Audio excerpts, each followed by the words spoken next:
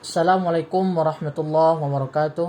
Alhamdulillahirabbil alamin wa bihi nasta'inu ala umuri dunya waddin wa ala alihi wa sahbihi wa barik wa sallim. Amma ba'd. Allahumma faqihna fid din wa 'allimna ta'wil. Rabbi shrah li sadri wa yassir li amri wa hlul 'uqdatam min lisani yafqahu qawli. Rabbi zidni ilman warzuqni fahman. Amin ya rabbal alamin. Pada kesempatan kali ini kita akan membahas tentang istilah-istilah dalam ilmu hadis. Kita sering mendengar ada yang misalnya dari para penceramah atau muballigh atau dari dosen di bangku kuliah misalnya, kita sering mendengar tentang ada hadis sahih, ada hadis hasan, ada hadis dhaif, ada hadis maudhu dan lain sebagainya. Itulah yang akan kita bahas di dalam kesempatan kali ini. Sebelum kita melangkah lebih jauh, saya ingin memperkenalkan bahwa struktur hadis itu ada yang disebut dengan sanad. Sanad itu adalah rantai perawi yang menyambungkan antara satu rawi dengan rawi yang lain ke Rasulullah SAW. Misalnya hadis ini saya ambil di dalam Sahih Bukhari dengan teks seperti ini: haddatsana Musaddad, haddatsana Hammad huwa ibnu Zaid, an Yahya, an Muhammad bin Ibrahim, an Alqamah bin Waqqas, qala sami'tu Umar radhiyallahu anhu qala sami'tu Nabi sallallahu alaihi wasallam yaqulu al-a'malu binniyat wa man kanat hijratuhu ila dunya yusibuha aw imra'atin yatazawwajuha fa hijratuhu ila ma hajara ilaih wa man kanat hijratuhu ila Allah wa rasulih fa hijratuhu ila Allah wa rasulih. Ini teks hadis lengkapnya. Kemudian ada disebut dengan sanad. Sanad itu ya adalah dari bagian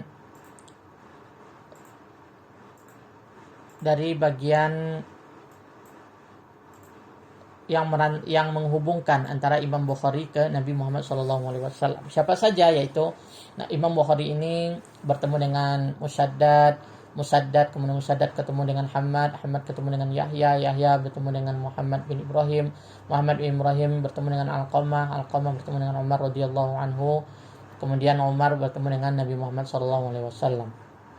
Nah, semua rawi ini harus dipastikan bertemu. Jika ada salah satu yang tidak bertemu di antara para perawi ini, maka status hadisnya menjadi berbeda.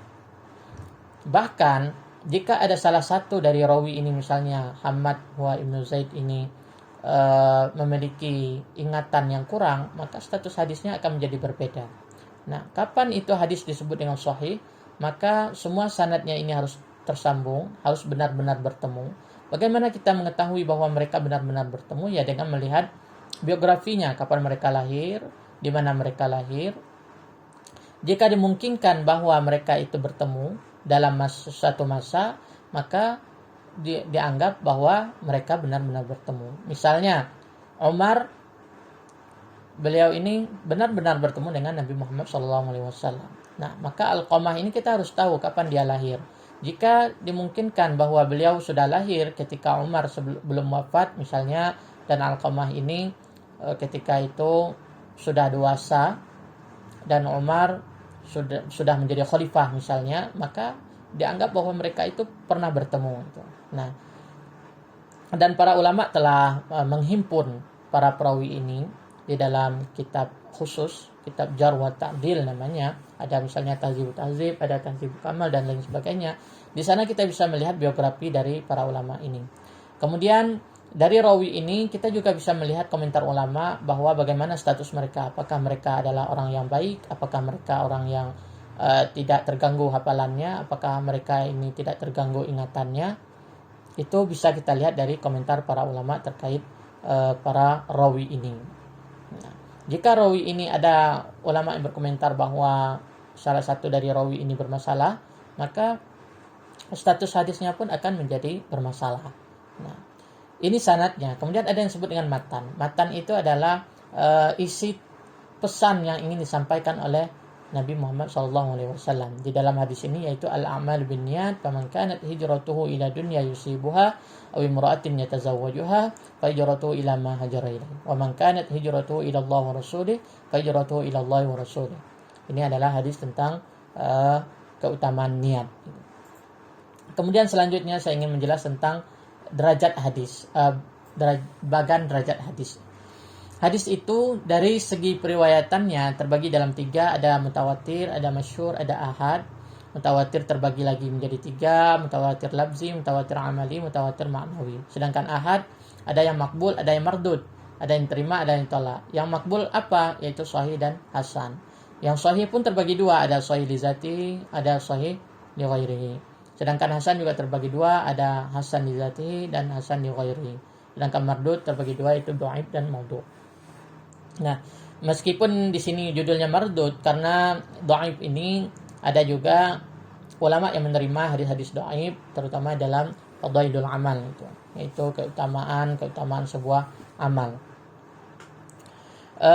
Kenapa di dalam ini tidak dibahas tentang masyhur? Karena masyhur dan ahad ini ada yang menganggap satu kesatuan. Misalnya kita lihat pembagian dari hadis ahad ini ya.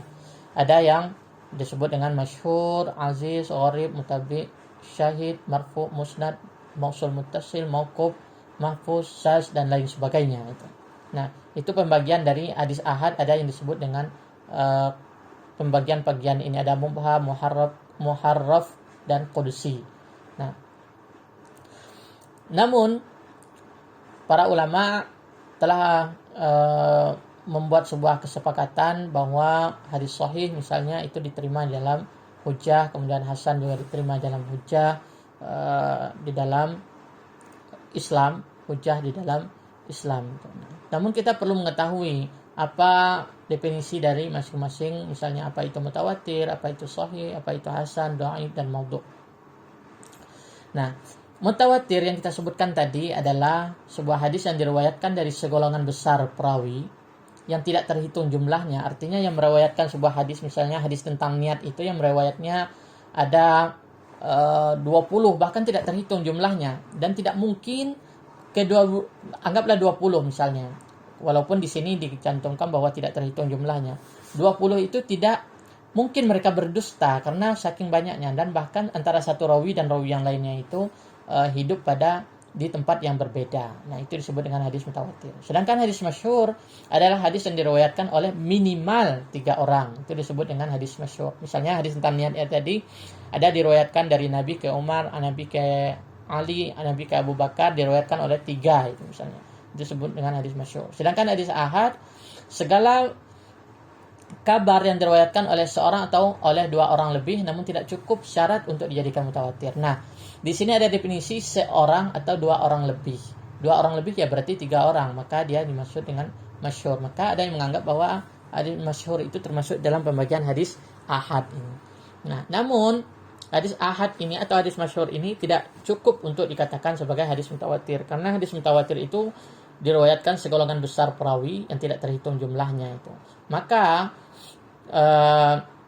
kita temukan di dalam hadis itu bahwa hadis mutawatir itu sangat sedikit sekali, sedangkan yang banyak itu adalah hadis yang masyhur atau hadis ahad. Kemudian ada dikenal dengan hadis sahih, yaitu pembagian dari hadis ahad ini ya. Sahih adalah hadis yang bersambung sanadnya dengan orang-orang adil, kuat ingatannya serta terlepas dari keganjilan dan cacat. Sebuah hadis itu disebutkan dengan hadis sahih, sanadnya harus bersambung meskipun hanya diriwayatkan oleh seorang, dan yang meriwayatkannya itu harus orang yang adil, yang memiliki tidak pernah berdusta, tidak pernah berbohong, dan kuat ingatannya serta terlepas dari keganjilan dan cacat. Artinya apa? Seakidah mereka benar, dan mereka itu dianggap orang-orang yang kredibel, orang-orang yang memiliki karakter sehingga bisa dipercaya dan tidak mungkin berdusta, dan itu bisa menjadi hadis sahih. Dan adapun hadis hasan, yaitu hadis yang bersambung sanadnya dengan orang-orang yang adil. Nah, sama-sama adil, baik 1, 2 atau 3, namun sedikit kurang dari segi ingatannya. Nah, misalnya ketika muda dia itu memiliki ingatan yang kuat, namun ketika berusia senja mereka memiliki ingatan yang lemah itu, maka itu hadisnya akan menjadi bermasalah. Atau ingatannya memang tidak baik muda atau tuanya memang tidak terlalu kuat, tidak sekuat dari hadis sahih, maka hadisnya menjadi hadis hasan. Adapun hadis dhaif adalah hadis yang kurang satu syarat atau lebih dari syarat-syarat hadis sahih dan hasan. Misalnya hadis dhaif itu adalah hadis yang sanadnya tidak bersambung. Nah, ini kan hadis hasan itu pasti yang bersambung. Nah, misalnya hadis dhaif itu tidak bersambung. Atau bersambung, namun bersambungnya itu oleh orang-orang yang tidak adil. Atau bersambung dan juga adil, tetapi ingatannya jelek banget gitu. Atau cacat, atau ganjil. Nah, itu hadisnya menjadi hadis dhaif. Sedangkan hadis maudhu adalah hadis palsu, yaitu hadis yang dibuat-buat bahwa itu diucapkan oleh Rasulullah. Biasanya hadis ini dibuat untuk meraih sebuah kepentingan. Karena ada sebuah kepentingan, maka dibuatlah sebuah hadis, kemudian dinisbatkan kepada Rasulullah sehingga orang percaya bahwa itu benar dari Rasulullah. Dan orang yang berdusta atas nama Rasulullah pasti akan mendapat dosa yang sangat besar sekali itu. Nah, inilah kriteria hadis. Maka ketika ada yang menyebutkan bahwa hadis ini sahih, maka pastikan bahwa dia benar tahu bahwa hadis itu bersambung sanadnya oleh orang-orang yang adil dan kuat ingatannya serta terlepas dari keganjilan dan cacat.